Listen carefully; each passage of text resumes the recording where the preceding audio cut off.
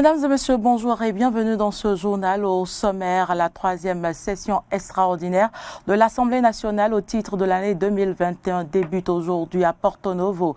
Elle permettra aux députés d'étudier plusieurs projets de loi, dont celui relatif à la répression des infractions commises à raison du genre et de protection de la femme en République du Bénin. Fraternité, justice, travail, trois mots qui devraient révéler la personnalité du Béninois. Cependant, peu de Béninois connaissent l'importance de la devise de leur pays.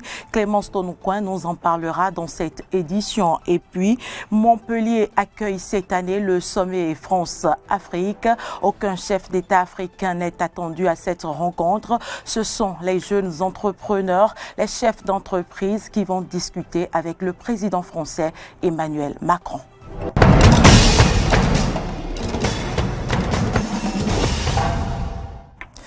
Merci pour l'attention. Ouvrons ce journal par la première session ordinaire du comité d'orientation et du suivi des projets du secteur vert de la coopération allemande, volet agriculture, qui s'est ouverte ce matin à Cotonou. Les détails, c'est avec Maury Arnaud Agua. 10 catégories d'acteurs venus entre autres des ministères du cadre de vie, de la décentralisation et du ministère de l'Agriculture, de l'élevage et de la pêche prennent part à cette première session du comité d'orientation et de suivi des projets du secteur vert de la coopération allemande.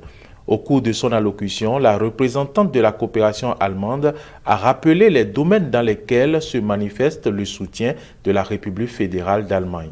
Le soutien de la République fédérale d'Allemagne s'est manifesté au cours de ces dernières années dans les domaines et thématiques relatifs à la structuration et le développement organisationnel des filières agricoles, l'employabilité des jeunes, la professionnalisation des acteurs des chaînes de valeur agricoles, le renforcement des petites et moyennes entreprises agroalimentaires, la gestion durable des terres et l'adaptation au changement climatique, la sécurité alimentaire et nutritionnelle, la sécurisation foncière et la facilitation d'accès au financement agricole. Mesdames et messieurs, je suis confiante que cette première session du comité d'orientation et de suivi débouchera à coup sûr sur des résolutions et des orientations stratégiques à prendre en compte dans nos interventions jusqu'en 2023 pour le bonheur et la prospérité de la population béninoise. Dossa Aguemon, directeur de cabinet représentant le ministre de l'Agriculture, de l'Élevage et de la Pêche, a rappelé le rôle du comité d'orientation et de suivi.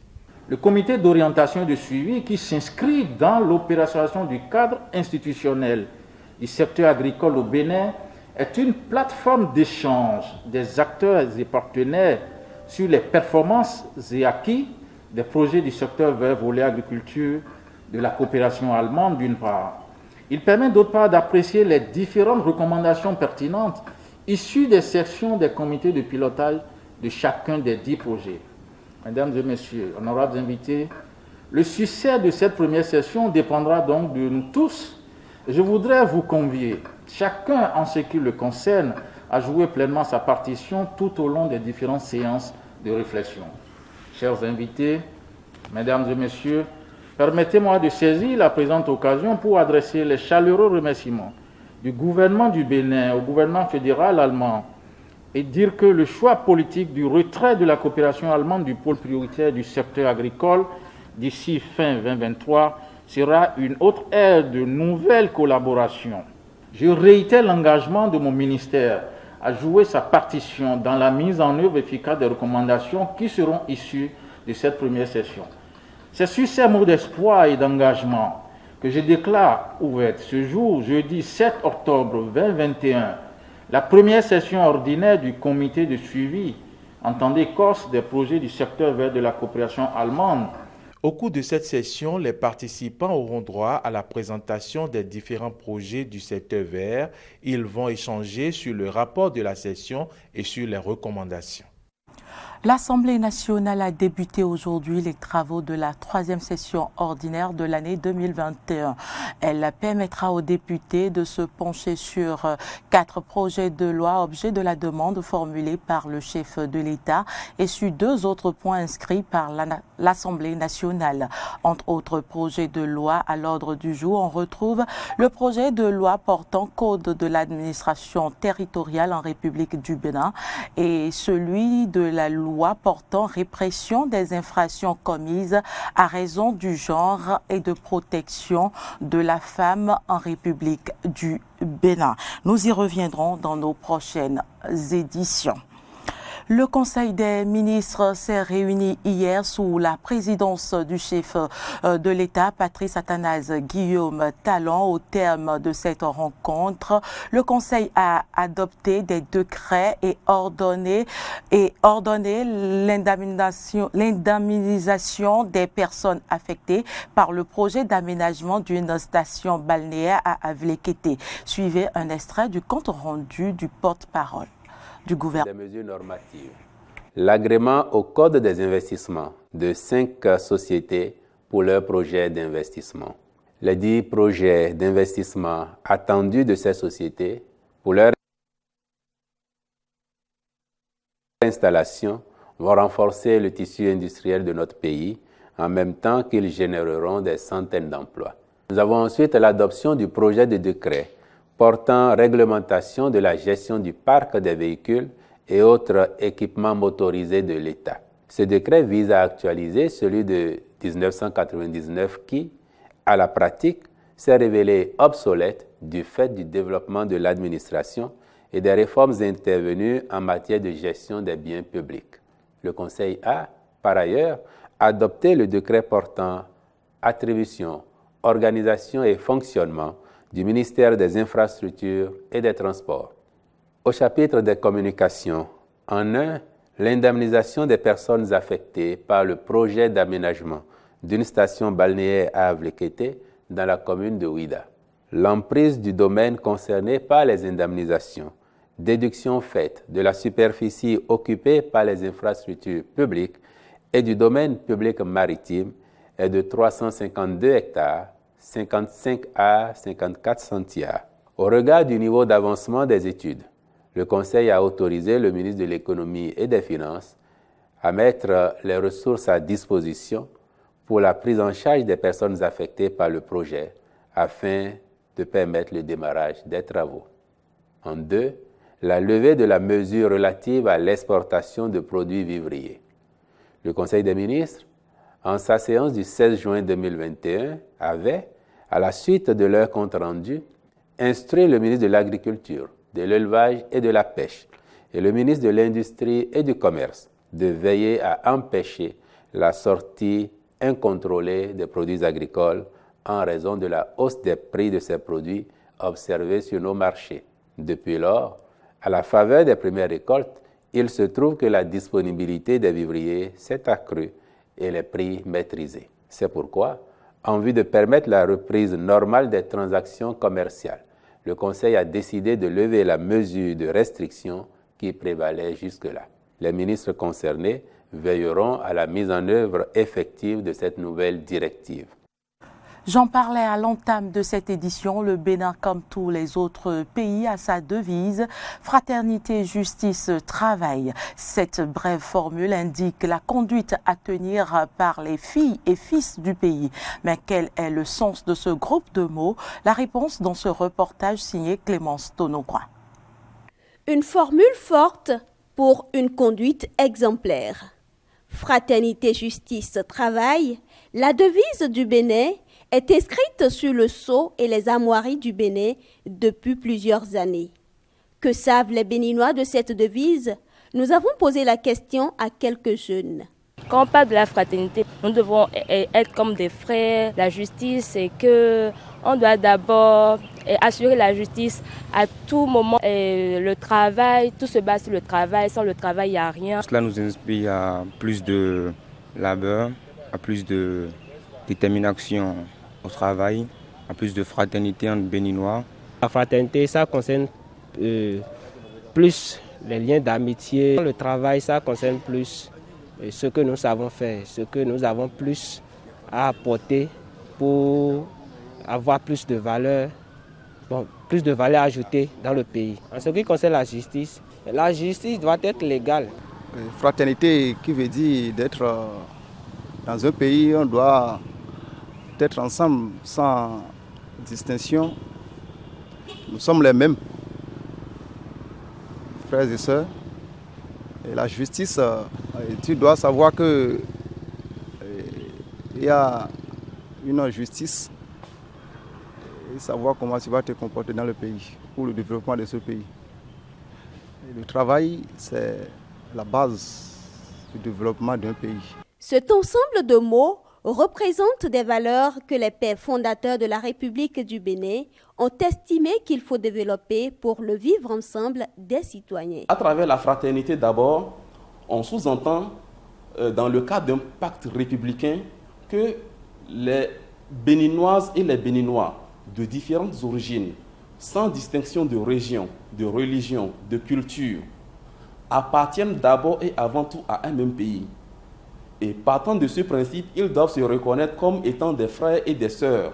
Dans le contexte républicain, la notion de fraternité va au-delà des relations de parenté. Ça va au-delà des relations de sang.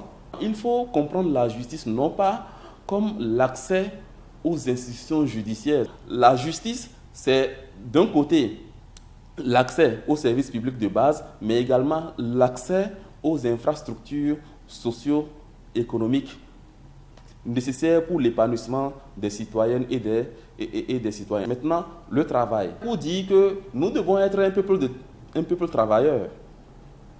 On n'a pas dit un peuple de fonctionnaires.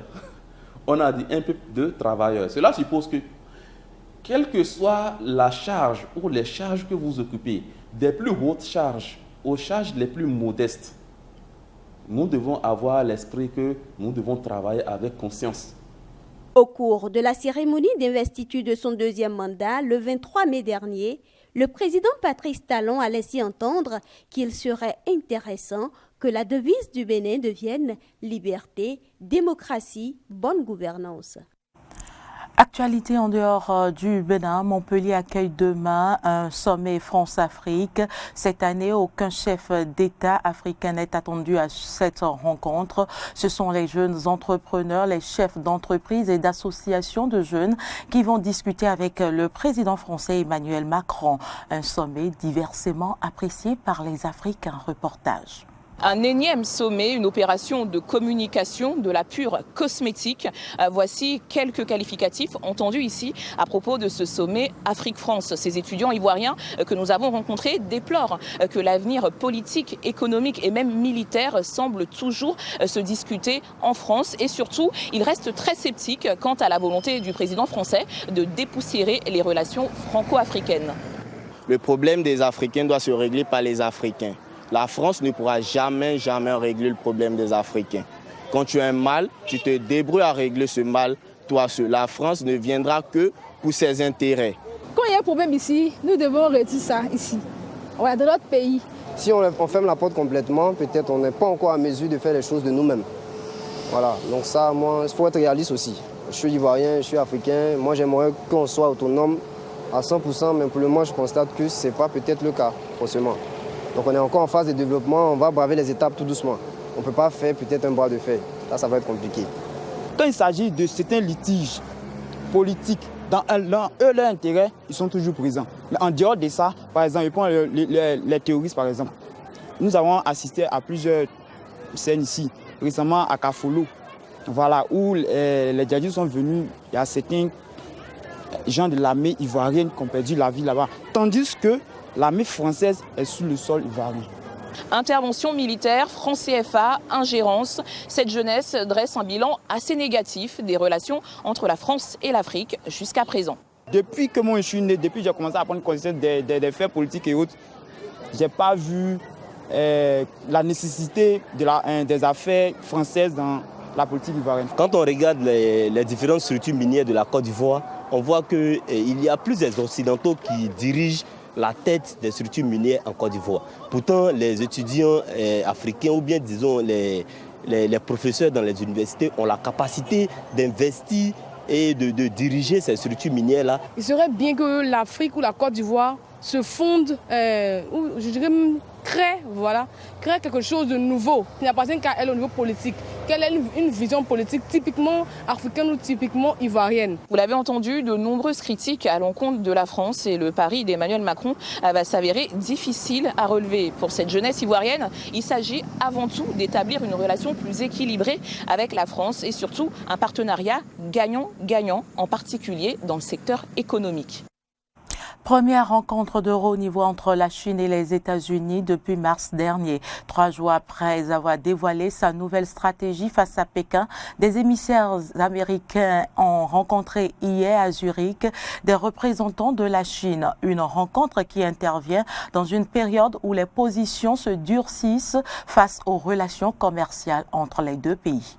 Washington poursuit sa séquence diplomatique avec Pékin à Zurich. Le conseiller à la sécurité nationale de la Maison-Blanche, Jake Sullivan, a rencontré le plus haut responsable du Parti communiste chinois en charge des affaires étrangères. Une rencontre présentée par la Maison-Blanche comme la continuité de l'échange téléphonique qui a eu lieu le 9 septembre dernier entre Joe Biden et le président chinois Xi Jinping.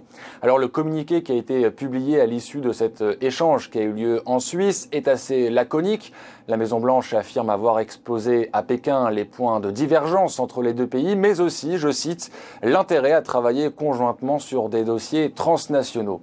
Il y a 2 sujets qui fâchent particulièrement en ce moment entre Pékin et Washington. D'abord la question de Taïwan, puisque la Maison-Blanche a exprimé en début de semaine ses inquiétudes concernant des vols effectués par l'armée chinoise dans la région. Et puis il y a évidemment la question des relations commerciales entre les deux pays. On sait que la représentante américaine chargée du commerce va rencontrer ses homologues chinois cette semaine justement pour évoquer le respect de l'accord signé entre Pékin et Washington en 2020.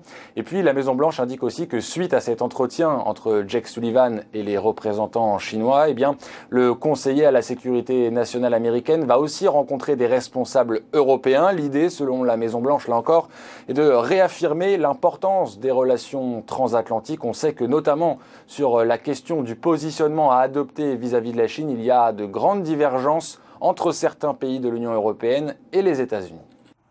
La notion du secret de la confession dans l'Église doit être revue. C'est une recommandation de la Commission Sauvé après les révélations sur la pédocriminalité dans l'Église catholique.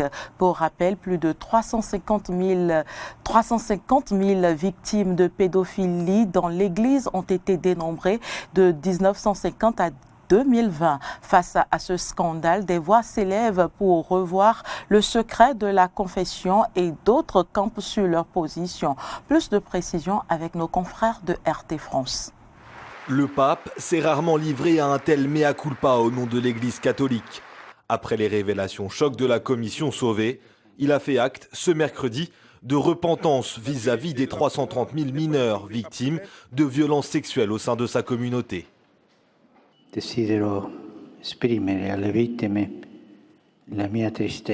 désire exprimer aux victimes ma tristesse, ma douleur pour les traumatismes subis et aussi ma honte, notre honte, ma honte pour une trop longue incapacité de l'Église à les mettre au centre de ses préoccupations. J'invite les catholiques français à assumer leurs responsabilités pour garantir que l'Église soit une maison sûre pour tous. Des mots forts de la part du souverain pontife qui interviennent alors que de nombreuses voix s'élèvent pour la levée du secret de la confession. Au sein de l'Église française, le sujet divise. Si mardi, l'archevêque de Lyon appelait à un changement de mentalité, mercredi, le premier évêque de France a jugé que le secret de la confession devait perdurer. Le secret de la confession s'impose à nous et en cela, il est plus fort que les lois de la République. Il ouvre un espace de parole libre qui se fait devant Dieu. Le secret de la confession au-dessus des lois, pas vraiment si l'on en croit le code pénal. Depuis la séparation de l'Église et de l'État et la mise en place de la loi sur la laïcité, les membres de l'Église ne sont plus au-dessus de la loi. En 2019, Le pape François avait instauré l'obligation de signalement en interne des comportements suspects sur mineurs, sans pour autant toucher au secret de la confession. Il est en effet protégé par une loi canonique interdisant aux confesseurs de trahir les propos d'un pénitent. Et ce sera tout pour cette édition. Merci de nous avoir suivis. L'information se poursuit sur nos différentes plateformes digitales, Facebook, Twitter, YouTube et sur notre site internet www.benin-eden.tv.